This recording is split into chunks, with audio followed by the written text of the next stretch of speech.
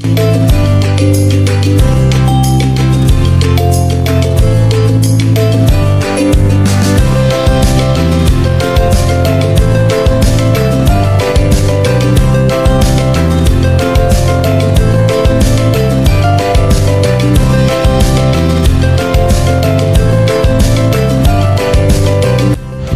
ari nagtanaw, pasulod na kita sa RC Cabarles Dragon Farm. Ari na kita. Ari mga cuttings ni Sir nakalatag sa lamisa. Amo nang ginabaligya niya. Ato si Sir sa ubos. Kag upod sa mga guest niya pasaka diri sa babaw, no? Kag dugay-dugay kita man dito mabulos guys para masaksihan to kung ano ka namin dito sa dalom. Kag organize ang iyang pagtanom sa dragon fruit niya. Para pati ko mga 700 post ini guys. Para makita naton. Yan. Kag manaog ta dito karon pag interview naton live na live si Sir Cabarles. Ara na sila. Okay?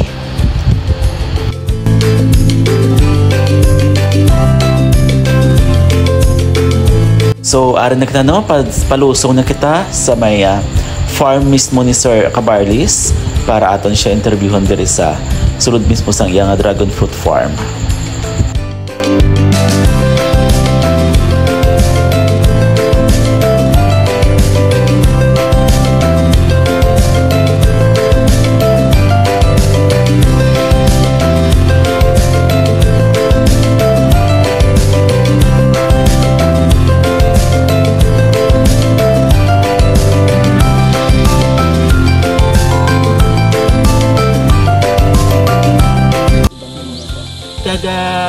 Namin isang dragon fruit farm sir no kay doon na manage siya kahawan kaga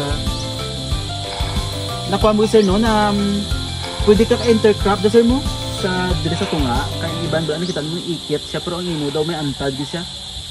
Oh kasi standard ang kuan ang size nga kuan bala 3 meters by 2.5 meters. So bang magtanaton ng farm sir hindi na amo kadamo ang bunga kay na sa aga nag-harvest yati nagkadto kami ni hapon na naka-harvest na siya sa aking dragon fruit pero may mga bunga pa sir no daw kasang bunga sa dragon fruit ni sir. Sa isa ka puno sir pila ka kilo ang ma-produce ng dragon fruit mo? So ngayon dahil 2 years pa lang siguro mga sa isa ka kuan more than parang 26 pa lang 26 kilos pa lang ang na-produce per post. Pero hindi man tanan nga posti makakuan. Oo. Mga so dako lang na siya sir. Oo, magsa 26 kilos per post. Oo. Kada ano sir ang ginagamit mo sa dragon fruit mo sir? Mostly compost, mixed charcoal, mga organic man siya. Mga organic. Kaga iban man nga kuan. Pero mo ni guys no, i-compare to sa iban nga mga fruits, probis ang apple. Kaya grabe man ang hilo sa apple. Before siya kalabuot dito sa Pilipinas, grabe na ng hilo ginabutan. Area makita naton kaga diri naton mabalaan nga very safe gid ang dragon fruit compare to sa iban nga mga prutas kay do pareho man sa mga bayabas kag kuan wala siya kaagid na hilo. Area safe ni siya kay organic ang gamit ni Sir Ronilo no. Kaga makita ka man niya kung organic ang ginagamit naton sir sa aton mga tanom kay hindi siya amo nakadamo sang sapat-sapat. Kag hindi siya masakiton. Meaning ang lupa naton sir fertile na siya kay tungod organic nang imo ginagamit kag do na adapt sang lupa ang organic fertilizer. Malibot ta guro sir no sa imong farm. Sige. Kay daw na amita ko sa imong farm sir tanan nga nakita ko dito kami naligad sa tubungan namin man tong ang dragon fruit daw na-inspire ako sir na gusto ko man ang lupa ko tamnan ko mas ang dragon fruit dito sa Dumalag. Pwede Kasi kaya ma-harvest kung kita ano mag-harvest ano sir ginaipo lang or may cutter mismo. Cutter. Ay ari gid oh. Ayun. Hindi luto sir. Ma-harvest ako ang gina-harvest ko baydan ko niya sir. Pero may paaman sir no? Pwede niya ang tanaw ka daw. Upod ko si Mark Anthony Canha, siya subong kapot sa aton niya kamera kay tungod wala pa sa na-hire niya cameraman sir. Subong aton siya cameraman. Amo na sir. Okay guys, first time ko mag-ipo, second time ko nag-ipo mo ko to kay Sir Jones. Ari maipo naman ko din sa kay Sir Ronilo. Yan. Kag makita nato ng dragon fruit ni Sir, makinis man. So kinis-kinis kasi ang dragon fruit niya. Wala sa sang mga taping-taping.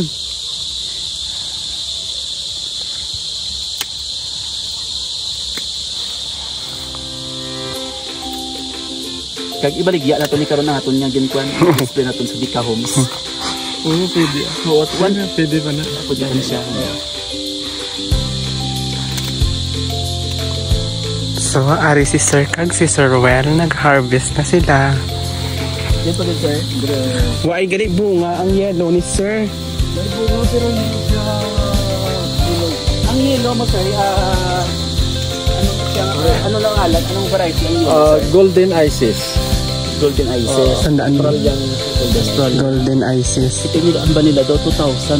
Pila to ka variety ito ng dragon fruit? Marami pero hindi naman kailangan na ganun kadami. Pero may sa mga variety, Sir, mas grabe din yung bumunga. Morokan, ano? at pag Morokan kasi Morokan ang guwanti.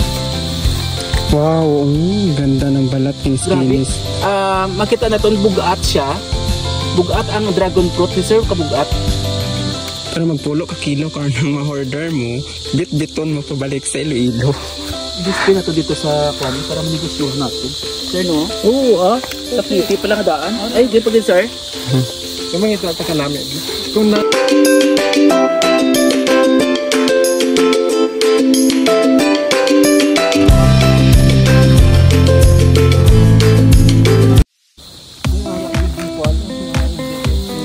So, ara may dalawahan yung bunga, oh. Pila na na-harvest mo kanya, Sir?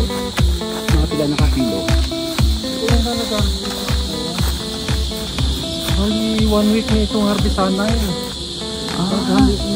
Nagtugod ako nag-harvest. So, amo lang nga kung ano... Sa ispa. Everyday. Mga pila na tanan na na-harvest, Sir?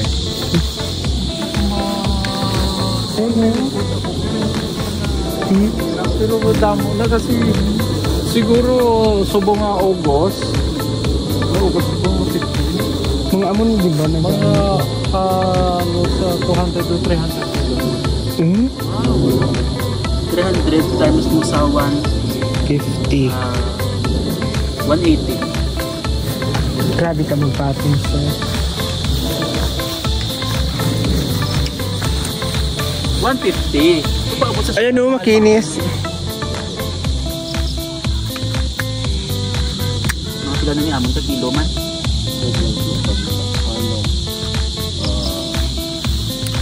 Apat pa lang yung kasi. Ay, pala, Sir. Pwede na. So guys, kaon ka mo sa dragon fruit. Kaya grabe ka dyan ang vitamins nga makuha na to sa dragon fruit. Anti-cancer siya. Kaya antioxidant man siya.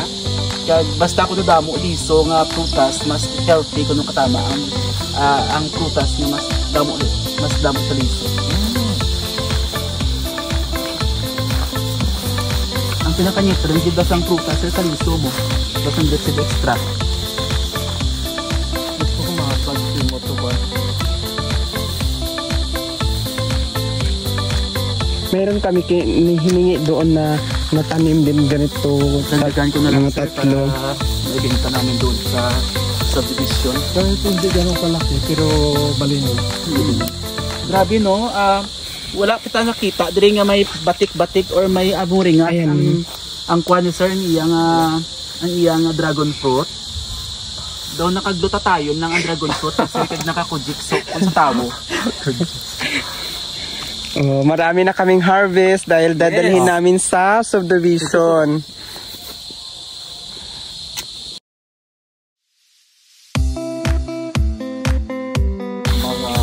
Sir, ano pagid mga tanong mo, Sir, luwas sa dragon fruit? May mga grafted na durian, chico, suha sa Davao, at saka mga ibiyak na So si Mark naman subong ang mabulos harvest, no? Don't worry, Sir, bayda naman ang amon gin harvest, Sir. Kag actually si Sir Mark yun yung nakakilala sa nga aton nga maging partner sa CHC Agritech. Kabay maging partner kita sir kiti gusto natin makabulig man sa mga farmers nung maging bountiful harvest ang ilang mga tanom sir. Oo. Kag advocacy naton makabulig sa farmers. Thank you din sa isang vlogger na friend ko sa Facebook na siya talaga yung nag-refer na puntahan ko tong RC Dragon Fruit dito sa Haniway, Iloilo para ma-promote din namin yung farm ni sir dito na dragon fruit. Ayan, mag-start. Nakita natin, di ba 2 years plus si sir naga-dragon fruit farm pero sa pananaw ko milyon na niyang na-produce nga sales ni sir sa dragon fruit pa lang for 2 years. Ano sir gintunaan mo gito si sir ang pagtanom or nag-train ka man? Nag-train man ako sa kwan. Kasi hindi kayo. Through Facebook at saka sa ibang growers man. Di ba sir no, na-experience ko man kag nakita ko man damo kita sa mga agriculturist. Pero mas damo ya kita, mas madamo ya may mga farm gid ka galingon ang wala gid naka eskwela agriculture. Di ba? Experience para sa akon, experience is the best teacher. Bonus na lang kung naka-eskwela ka. Di ba sir no? Kaya damo ko kilala agriculturist pero wala man sang farm.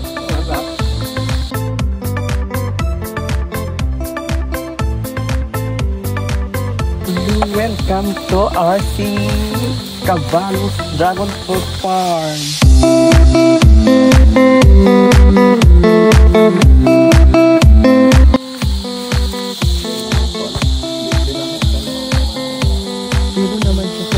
So 700 post ni siya ang kay sir.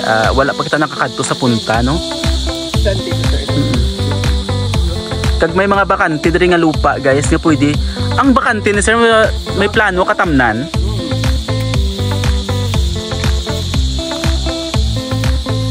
Welcome to RC Cabalos Dragon Fruit Farm, Haniway, Iloilo.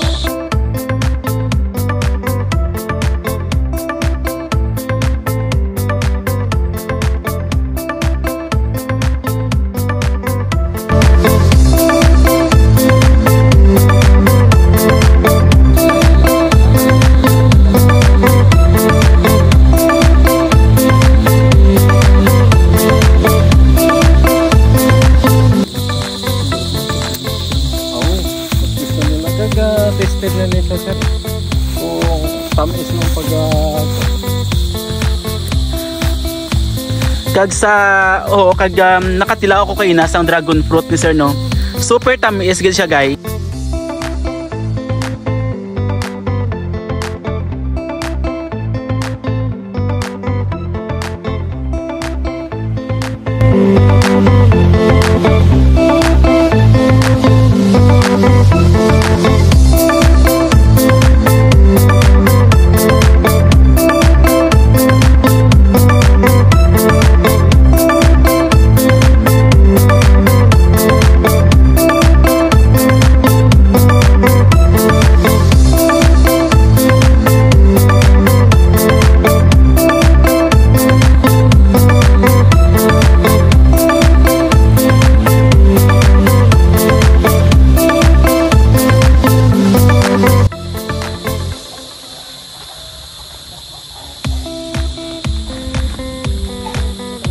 Mga 10 kilos sir, kaya natin yan sir Ruel. Ibaligyan nato ni boss.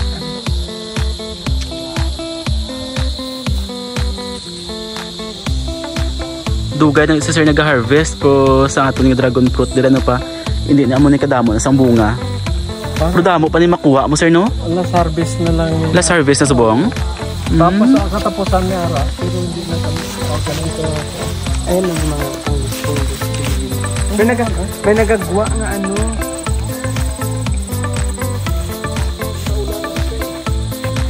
Doon kasi mamaya sir mag-picture kami na pag. Ay wow, dako kwa. Bahala na tayo. Dilang.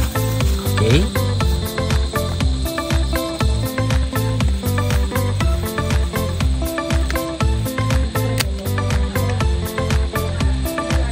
Guys, ang laki-laki niya siguro 1 kilo na to. Lagpas na 1 kilo to. Dako siya.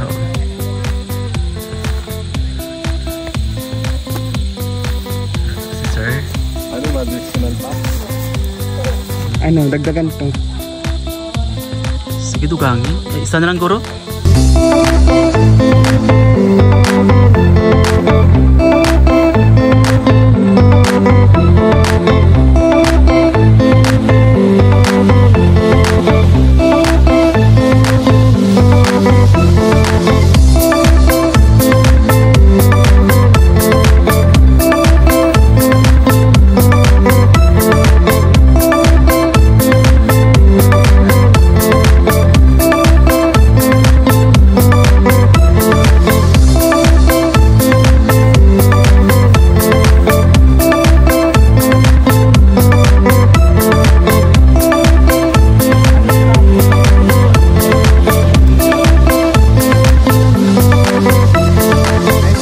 Kilo na to. Tapos mamaya pagdating sa itaas, bitbitin mo na kahit takbo agad ha. Kasi wala tayong pambayad ngayon.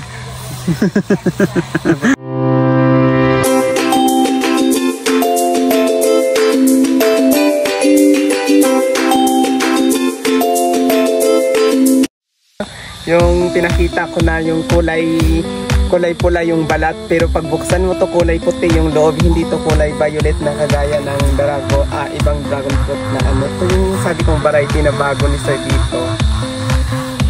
Ano sa liwat, sir? Australian? Oh, golden Isis. Golden Isis, siya, yellow. Pag nahinog, pero whitelish siya, puti ang loob.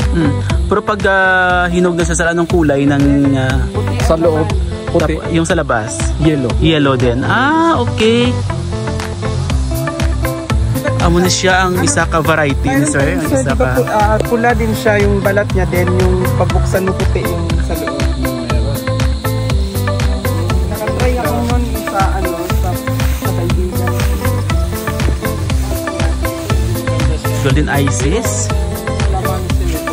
Wala naman siya nga variety, Vietnam King. Vietnam King. Puti naman siya sa loob. Mamaya pag sa taas interview ito. Sino mas dako sir sa Vietnam King kagaan? Dalagko man siya. Dalagko man siya. Kuan, pero gamay pa lang ang variety ko kay dito sa kuan, dito banda may mga gina-develop ko to. Subong sir, pila ka variety na siyang imo nga dragon fruit? Sa dire mga 8 pa lang. Pero 8? Pwede na ito may isa-isa sir ang variety nga na sir? Mayroon akong Moroccan Red, Golden Isis, Vietnam King, Vietnam White, at saka Sugar, at saka Oh my God. Palura. Palura? Yellow rin sa loob. Ikaw pa lang sir yung nakilala ko na may 8 variety ng dragon fruit. Pero hindi pa siya ganun ka Oo. yung iba. Pero sir, sa mga gustong bumili ng cuttings mo sir, available? Mayroon akong available. Pati lahat ng variety? Ano yung variety available? Meron akong Vietnam White, Vietnam King, Golden Isis, at saka Moroccan. Yun lang muna, pero yung iba hindi pa. Okay.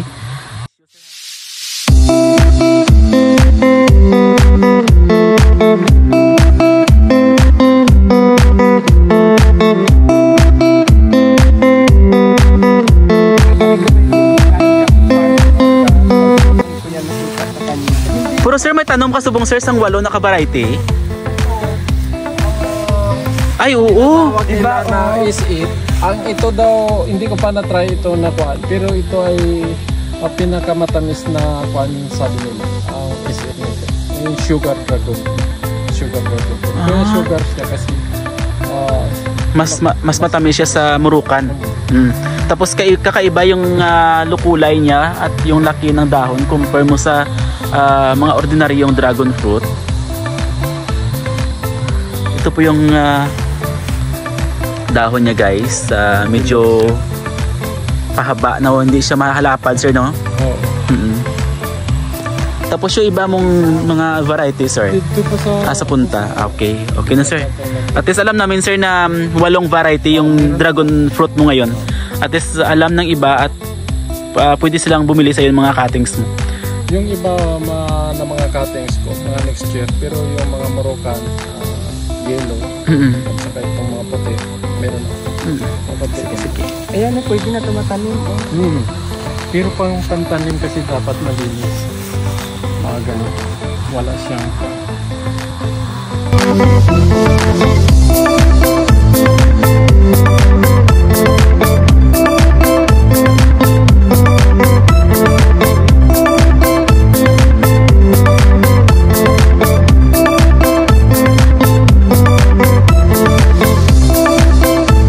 ma-amaze tayo sa mga dragon fruit farmers nito kasi hindi lang basta-basta pagtanim.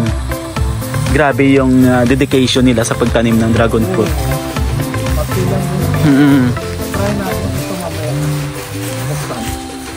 Sir, wag mo muna buksan yan, sir. Yung kulay puti yung laman. Kasi ano ko doon, i-live ko mamaya. Sa bahay. Ayan sir, puti yung puti laman. Yung laman nito, sir. Sir, ilang taon ka na, sir? 15 na ako. Ha? Hindi halata. Oh, lahat ng mga farmers is hindi sila halatang ganun yung edad.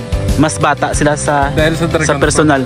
Dahil siguro sa dragon fruit. Siyempre, organic yung mga at healthy lifestyle din, sir, no? Yung mga kinakain natin. Ari sa kung muna na-harvest, tumatsyag po ang parta pa daw kulang pa to para ibayad, utangon naman ni guro namin. Sir, thank you good sa first time ko naka-harvest ang muna, sir, no, sa dragon fruit na ako nag-harvest. Kaya kanami, kaya ma-enjoy mo ang pag-harvest, kaya ma-enjoy mong kaon sa dragon fruit. Kaya siyempre maginansiyahan natin, kaya hindi gusto natin, sir. Thank you, sir. Okay.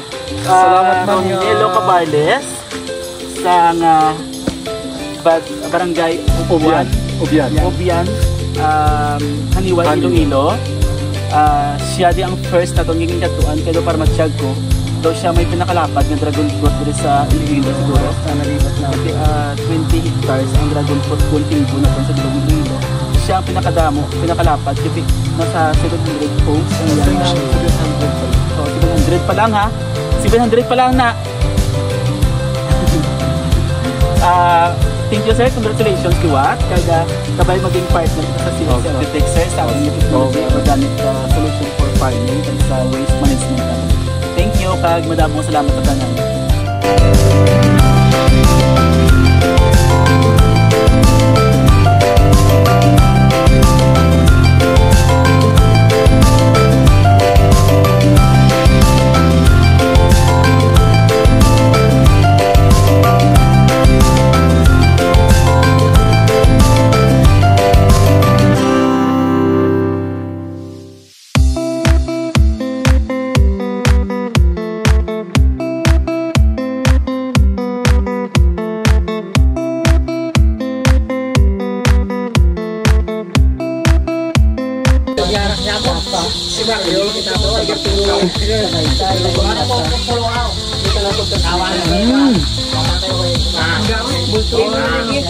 Sir, super sweet. Thank you. Parang ikaw, sir. Alam mo, hindi lang unang nagsabi dyan, marami na.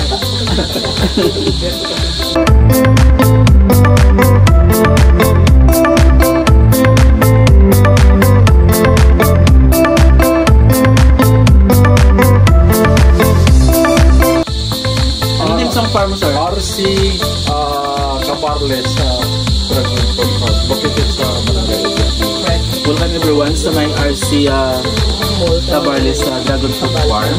So natin si Sir Ronilo Cabarles. Sir, no? Thank you.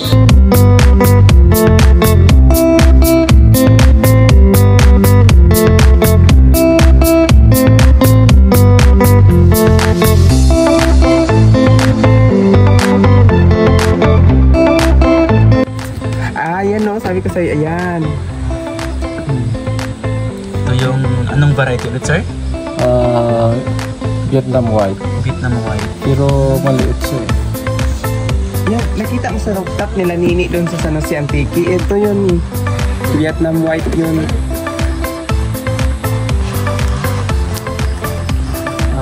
Silawanta. Ano sa buwas ng Vietnam rice? Vietnam rice. Vietnam white.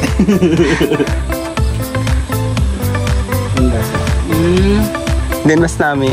Medyo may asim-asim na konti. May asim-asim siya. Pero ubos. Tara na, kiluhin mo na sa'yo. Siyempre ubusin natin to kasi libre lang to. Artistic ka.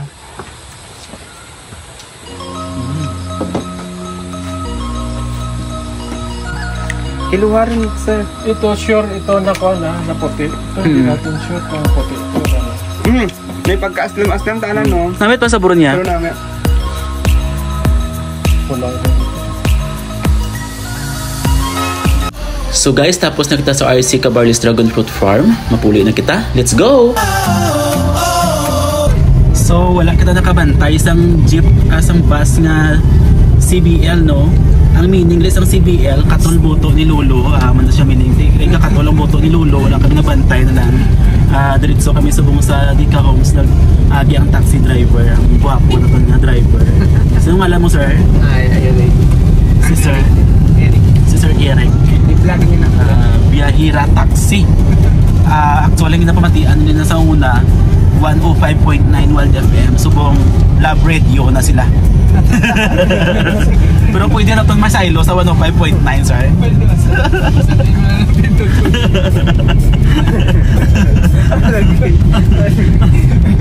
Pero para sa imo, saan ang number 1 nga stasyon subong sa Iloilo, sir? 105.9, no? Oh, 105.9 niya. Pero naka-Love Radio ang matian, sir.